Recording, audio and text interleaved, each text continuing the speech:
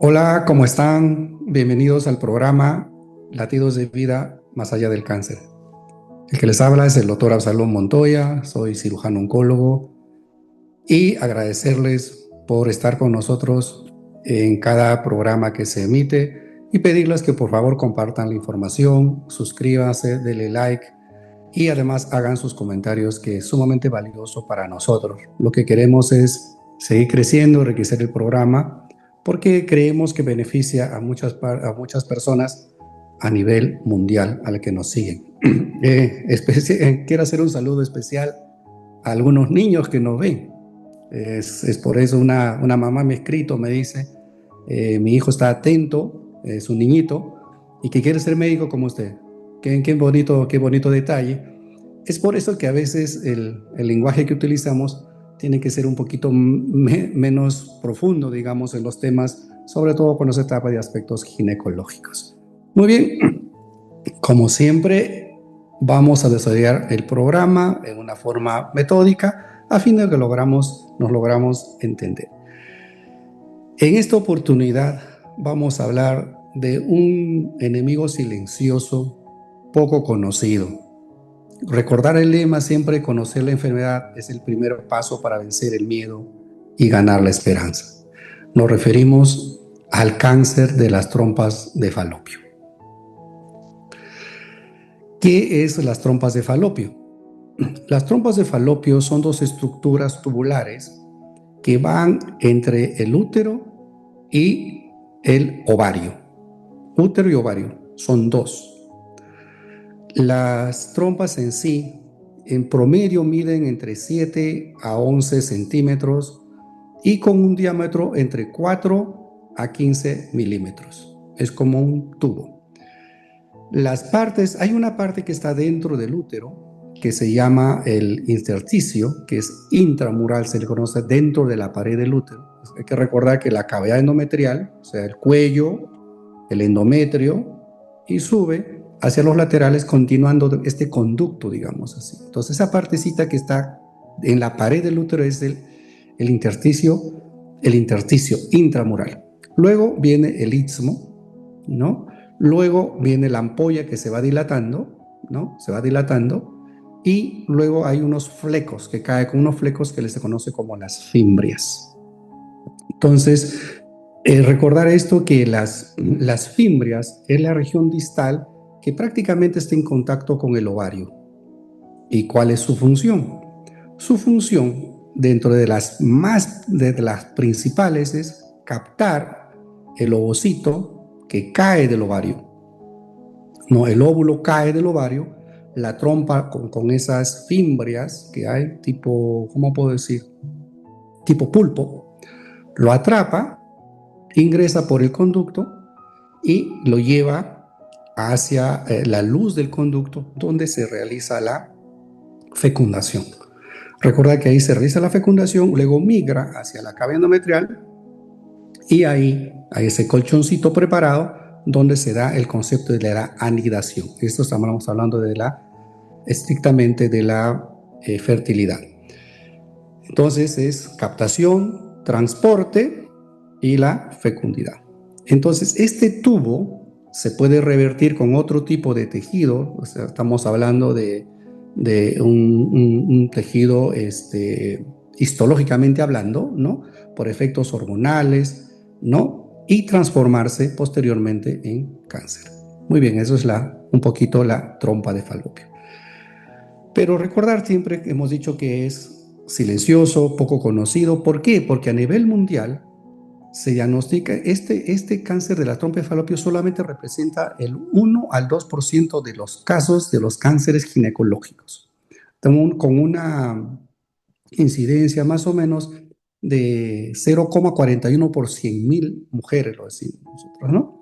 En el Perú representa el octavo lugar. No hay una estadística, digamos, preferencial, dirigida, separada de cáncer de trompa, porque básicamente en la génesis en los conceptos, digamos, tanto de la enfermedad como de lo que se reporta, está dentro de los cánceres de ovario, el cáncer de peritoneo es el que protege la cavidad, ¿no? La pared interna de la cavidad pélvica, y la cavidad abdominal se llama el peritoneo.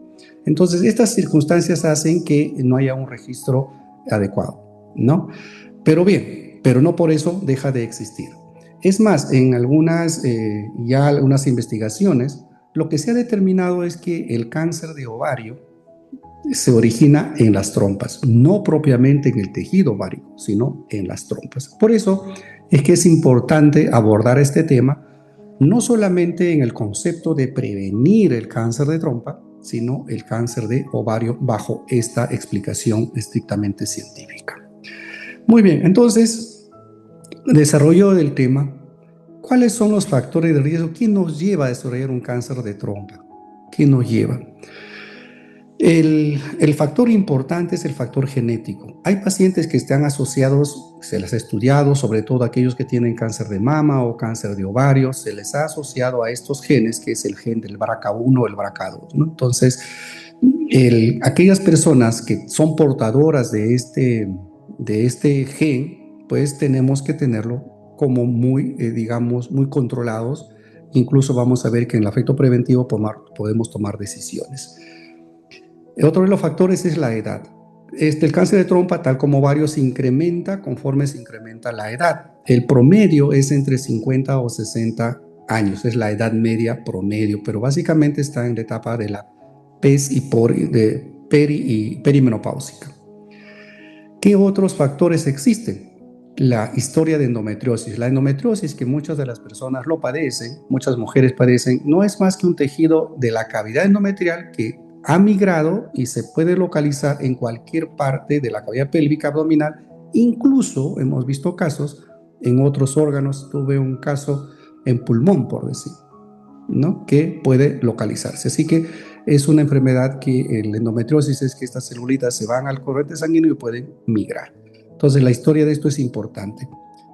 La obesidad, ya saben, la obesidad, el tabaquismo, la exposición a otros factores crónicos, como problemas inflamatorios o infecciosos crónicos, pueden conllevar a esta pequeña transformación y luego hacer la secuencia de malignizarse.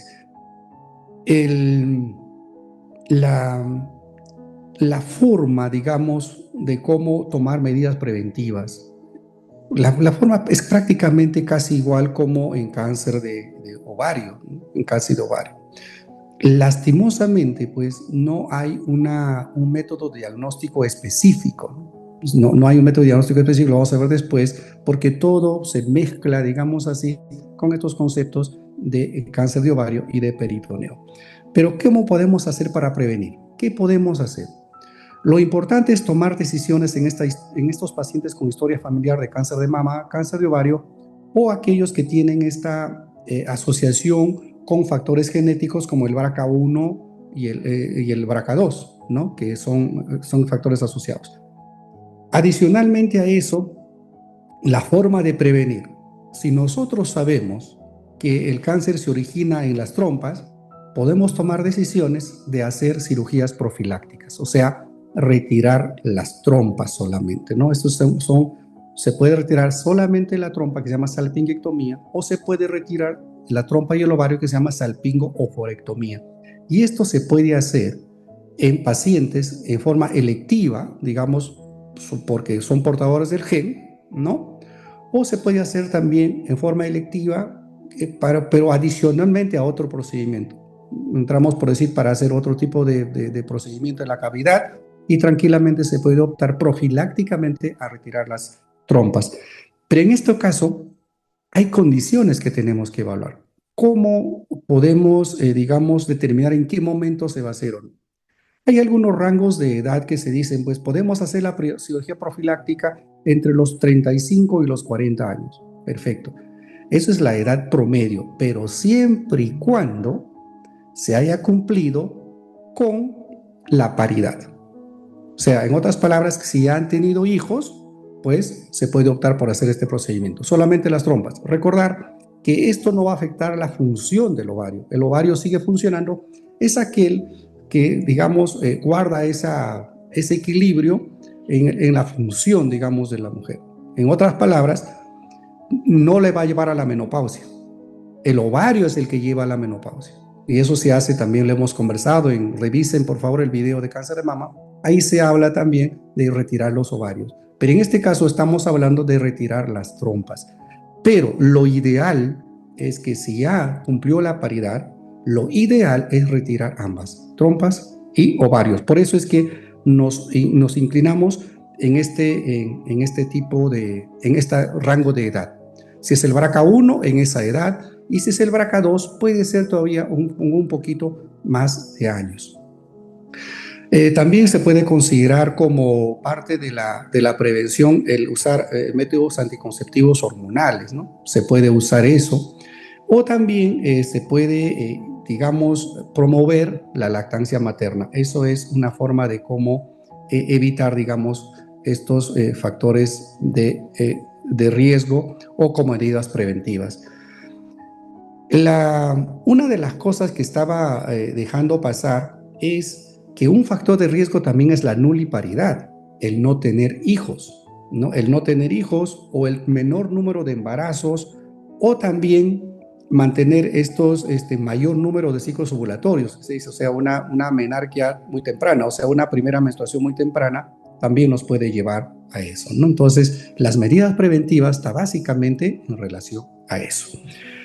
Muy bien, entonces, siguiendo la estructura del programa, básicamente es como hablar de cáncer de ovario, es casi lo mismo. Así que les invito también a revisar ese video que va a ser bastante ilustrativo, ¿no? Entonces, en cuanto a signos y síntomas, ¿qué cosa presenta? Al inicio básicamente son signos y síntomas inespecíficos, no hay un síntoma tradicional, pero de poco a poco puede haber dolor pélvico, puede haber dolor en el vientre, puede haber distensión abdominal, se empieza a distender la barriga, obviamente por la presencia de un tumor. O también cuando el tumor sale, pues genera líquido o compromete los intestinos, etcétera, que puede haber ese tipo de situación, ¿no? Aumento del volumen, puede haber sangrado por la vagina. Les decía cuando toqué el cáncer uterino que ante un sangrado tenemos que buscar la forma de ver, de saber de qué órgano, qué está pasando, de qué órgano está sangrando, ¿no? Porque los cánceres ginecológicos, si son productores de hormonas, pueden producir estos disturbios hormonales y producir sangrado, ¿no? Aparte puede haber situaciones, por decir, en síntomas, conforme va avanzando la enfermedad, puede haber síntomas urinarios, o sea, orinar a cada rato, no por infección urinaria, sino porque comprime la vejiga, disminuye la capacidad y hay urgencias urinarias. Puede haber también situaciones como de balonamiento, estreñimiento y que luego lleva a deposiciones porque hay una compresión, digamos, del recto, ¿no? Entonces puede haber dolor hacia las piernas, dolor hacia la espalda, etcétera. Ahora, una particularidad de este tipo es que el dolor es un dolor tipo cólico, un dolor como recortijón. ¿Por qué? Porque las trompas es un tubo y eso se contrae, ese tubo se contrae. Entonces el dolor es bastante agudo, bastante molestoso, ¿no? Muy bien. Entonces, si nosotros miramos los síntomas que son inespecíficos, pues debemos de decir qué vamos a hacer, cómo diagnosticar, qué hacer.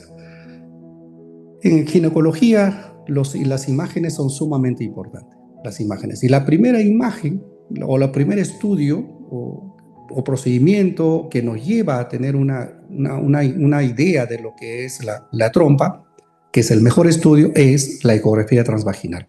Y esto es realizado por un profesional de la salud que siempre he dicho, que sea un radiólogo o oncólogo, no solamente porque él busca, sino también porque interpreta. Y para nosotros es valioso eso, porque puede ser, por decir en la ecografía, puede ser engrosamiento irregular de las paredes de la trompa, como es como un tubo, y puede decir enfermedad pélvico inflamatoria, o sea, EPI, las EPIs. No, tienes una salpingitis, tienes una anexitis, tienes eso, y por dentro, de repente, hay algunas digitaciones, de repente hay algunas lesiones que uno no lo está haciendo, no lo está percibiendo. Recordar que los cánceres no aparecen de un día para otro con un tamaño enorme, sino de poco a poco van creciendo, ¿no? Esto es bastante, digamos, minucioso el estudio. Y si hay digamos, una duda, o sea, la ecografía no me complementa, ¿no? Se puede hacer una resonancia. la resonancia también es el método ideal para estudio ginecológico en pelvis, que nos permite ver pues, el tamaño, nos permite ver el grosor de las paredes y el contenido de la trompa. A veces esta trompa se puede llenar de líquido, que se le llama el hidrosalpinx, se puede llamar de pus, que se llama el piosalpinx, etcétera, sangre, hematosalpinx, etcétera, etcétera. O sea, hay un montón de conceptos que nos pueden, de una manera, digamos, generar confusión y no llegar a un diagnóstico preciso de un cáncer. No hay un método adecuado para determinar. Nos puede decir, es probable, puede ser, pero no es un diagnóstico. Incluso se puede hablar del marcador tumoral, que es el CA125. Recordar que ese examen en sangre se hace también para ovario, pero no es específico para cáncer. No es específico. Esos básicamente son para hacer un estudio digamos, de controles en el tiempo, ¿no? Nos sirve como un valor predictivo, pero no como diagnóstico. Entonces, ¿qué podemos hacer? ¿Cuál es lo mejor que hacemos para un método diagnóstico, ya sea por imágenes o por procedimientos? ¿Qué hacer? Lo ideal es una laparoscopía diagnóstica. No queda otra. Es una laparoscopía diagnóstica, o la laparoscopía es ingresar con unas cámaras de video, ingresar y mirar hacia la cavidad abdominal, y si hay alguna, digamos, entidad que nos conlleve a pensar en algo malo, se puede optar también, si no se puede retirarlo por la laparoscopía, por esos tubitos, se puede optar por la laparatomía, que es abrir la cavidad abdominal. Entonces, si es que por A o B, y ahí es importante la consideración, si en las imágenes, en la laparoscopía nos dice hay una única lesión, tenemos que ver la posibilidad de resecarlo completa, o sea, extirparlo completo. Pero si por A o B razones encontramos enfermedad por fuera, diseminada por fuera, digamos así, se puede tomar una biopsia representativa, una o varias biopsias representativas, ¿no? Entonces, eso es importante considerarlo. Igual que ovario, no se biopsia, es un tumor único que está ahí, que está encapsulado, no se biopsia, porque el romper el tumor significa cambiar el estadio y al mismo tiempo también diseminar la enfermedad, porque la enfermedad puede estar por dentro. Entonces, al romperlo, ¿qué voy a hacer? Voy a sembrar en toda la cavidad. Entonces, este procedimiento diagnóstico tiene que ser muy fino, muy detallado y muy responsable, sería la palabra. Bien, entonces nosotros ya tenemos estos dos conceptos y ahora tenemos nuestra biopsia. Y la biopsia pues nos va a determinar qué tipo de cáncer es. El más frecuente es el carcinoma seroso, el carcinoma caroso de alto grado, también de bajo grado, también existe pues el carcinoma endometrioide, el mucinoso y el carcinosarcoma, etc. Todos esos diagnósticos histológicos que nos da el patólogo, nuevamente, frase constante en los programas que tenemos, nos permite determinar tratamiento, respuesta y pronóstico. Tratamiento, respuesta y pronóstico. ¿En relación a qué? Al tipo histológico, en relación a la agresividad de cada uno de ellos. Recordar que cuando hablamos de cáncer hay los menos malos, los moderadamente malos y los muy malos, y siguen perteneciendo al mismo órgano. Entonces, ya tenemos los estudios de imágenes, tenemos el procedimiento, y estas dos cosas, sobre todo de imágenes, nos va a permitir determinar los estadios clínicos. Recordar que el estadio clínico 1 está limitado a las trompas, el estadio 2 es cuando ha salido de la pelvis, y el estadio 3 es cuando se ha diseminado en la cavidad, y el 4 cuando hay órganos comprometidos a distancias. Muy bien, entonces, la secuencia nuevamente. Ya tenemos estudios de extensión de enfermedad, tenemos la biopsia, tenemos el diagnóstico histológico, y ahora tenemos que determinar nuevamente qué vamos a hacer. Y regresamos prácticamente a lo mismo. En uno de los casos elementales es como ovario. Si en cuanto al tratamiento, recordar que en el tratamiento del cáncer de ovario y el cáncer de trompa, como el cáncer de peritoneo, tenemos estas dos instancias. la cirugía y la quimioterapia, o la quimioterapia y la cirugía. En algunas eventualidades, dependiendo del tipo histológico y la localización, se puede usar la radioterapia. Pero básicamente estos son los conceptos a considerar. Vamos en el contexto. Tratamiento. Si es que al hacer los estudios la enfermedad está localizada, vamos a extirpar al tumor. Si es pequeño y se puede hacer por vía laparoscópica, bienvenido sea, o por robot incluso, ¿no? Pero si por algunas razones es grande, no permite el paso, recordar que no se rompe, hay que sacarlo entero, en otras palabras, ¿no? Se hace abierta. Entonces, nuevamente se retira el tumor y se estudia. Si hay una biopsia previa por un nódulo único por un lado, podríamos de una manera obviar el estudio histológico en ese momento. Pero si no, no. Va a patólogo, oncólogo en sala de operaciones. Eso se llama biopsia por congelación. En ese momento uno tiene un resultado si es positivo o negativo. Si es negativo, se extirpa el tumor y ahí queda. A veces hay otras entidades benignas en las trompas y hacen lo que se llama pseudotumores. La imagen nos dice que es un tumor único, características oncológicas, y al final a veces puede ser algunas, digamos, hemos encontrado quistes hidatíricos, ¿no? Que es una enfermedad parasitaria. Hemos encontrado embarazos ectópicos en las trompas, ¿no? O simplemente pus, producto de las infecciones severas, o también líquido que se llama hidrosalquin, que anteriormente los he comentado, ¿no? Entonces, pero hay que retirar entero. Entonces, el patólogo en ese momento nos dice positivo o negativo. Si es negativo, la cirugía termina. Si es positivo y dependiendo del tipo histológico, es el que tomamos decisiones de o conservar el útero y el otro ovario o de retirar el útero y el otro ovario. O sea, en otras palabras, si nos dice el patólogo que es agresivo, no califica para una cirugía de conservación. Por tal motivo tenemos que retirar el útero, el otro ovario y la trompa. Recordar que eso va de la mano. O sea, si el cáncer de trompa, si existe un cáncer de trompa, retirar el ovario porque está en el mismo contexto, en la misma evolución, ¿no? Y adicionalmente, hacer el estudio de los ganglios. Eso se llama estadiaje. Estadiaje, o sea, hacer una cirugía completa, ¿no? Estadiaje, se toman muestras de toda la cavidad, se retira la grasita que cubre el intestino por dentro, que se llama el delantal epiploico o el epiplon, se retira eso es estadiaje. Pero ¿qué pasa si uno ingresa a cirugía, ya sea la vía que se ingrese y la enfermedad está diseminada? Entonces ahí viene un concepto que se llama resecabilidad, ¿no? Si nosotros ingresamos y la enfermedad está localizada, supongamos, compromete otro órgano, pero se puede retirar con el otro órgano, vale decir un segmento intestinal, vale decir un segmento de la vejiga o del recto, se puede retirar, no hay ningún inconveniente, siempre y cuando no quede enfermedad.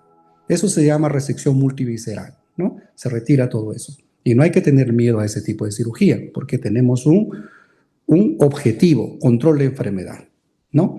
¿Qué pasa también si hay otros tumores en otras partes? También se puede optar por hacerles esta cirugía, siempre y cuando los otros tumores también se puedan retirar. Eso se llama citorreducción, ¿no?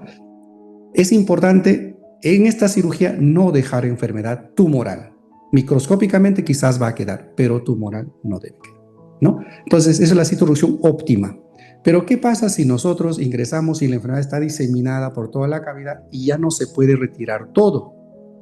Entonces, lo que hacemos es primero darle quimioterapia. Entonces, cambia la secuencia. Se da la quimioterapia, 3 cursos y se evalúa. Si a los 3 cursos se ha reducido y ya es operable bajo los conceptos que le dije previamente, procede la cirugía y hacemos nuevamente la citorreducción. Y luego continúa con la quimioterapia. Pero ¿qué pasa si es que no ha reducido con la quimio? Se puede optar por continuar con la quimioterapia o se puede optar por una nueva línea de quimioterapia. Y ahí hay una gama de medicamentos a utilizar. Entonces, o terminamos y después evaluamos para operar, o le cambiamos a una nueva línea de quimioterapia, y eso obviamente le corresponde a los patólogos oncólogos. En ovario, perdón, a los oncólogos clínicos, perdón, estaba equivocado. Entonces, en ovario y en trompa hay una serie de alternativas en relación a la quimioterapia. Y hay nuevas tendencias de tratamientos multimodales que están apareciendo, y en eso hay pues las terapias dirigidas, ¿no? La inmunoterapia, la terapia dirigida, las terapias multimodales que ahora se encargan de, por decir, los inhibidores PARP, los anticuerpos monoclonales, etcétera. Todas aquellas nos permiten tratar la enfermedad de una manera de controlar o de erradicar. O sea, lo controlo o le erradico. Entonces, esos tipos de alternativas de tratamiento aún están algunos en ensayos clínicos todavía, y otros ya se están aplicando. El problema es la accesibilidad de ese tipo de medicamentos y los costos.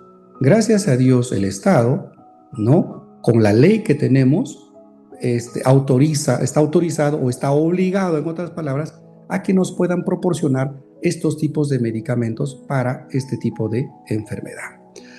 Ahora, ¿qué pasa si es un cáncer recurrente? O sea, operamos, damos quimio y nuevamente en los años regresa. Tenemos alternativas. Nuevamente, valoración de esa recurrencia. Si es operable, va a cirugía, bajo ese concepto de resecabilidad, o sea, lo puedo retirar. Si no, va a quimioterapia. Y en estos conceptos de este tipo de enfermedad, es que los tratamientos pueden ser en años. O sea, hay una recurrencia, tratamiento, hay otra recurrencia, tratamiento, y así se puede ir con esquemas y esquemas y esquemas por años, y mejora la sobrevida. En este concepto de la sobrevida, lo que tenemos que ver es que cáncer de ovario y trompa, dependiendo del tipo histológico, nos permite controlar la enfermedad sin desaparecerlo muchas veces. Puede estar ahí con su enfermedad latente, estabilizada, estancada, ¿no? Puede estar con la enfermedad y vive más años. Mejorar la sobrevida con enfermedad. O en este va y viene. Va y viene, la enfermedad va y viene. Pero lo que a nosotros nos interesa es que viva más tiempo y en mejores condiciones. O sea, la quimioterapia actúa para mejorar la sobrevida y para darle calidad de vida. Mire qué interesante. Así que alternativas hay. Y en relación al pronóstico, obviamente, como en todos los cánceres, van a depender mucho del momento del diagnóstico. Si el diagnóstico, en el momento del diagnóstico está localizado, obviamente que el pronóstico es mejor, ¿no? ¿Qué cosa nos deja esto? ¿Qué cosa tenemos que pensar como una secuela emocional o una secuela física? Básicamente los efectos de la cirugía de extirpar las trompas o el ovario, porque si es un cáncer, hay que retirarlo juntos, los dije, o sea, todo, en otras palabras, el efecto es, dependiendo de la edad, llevar a una menopausia precoz.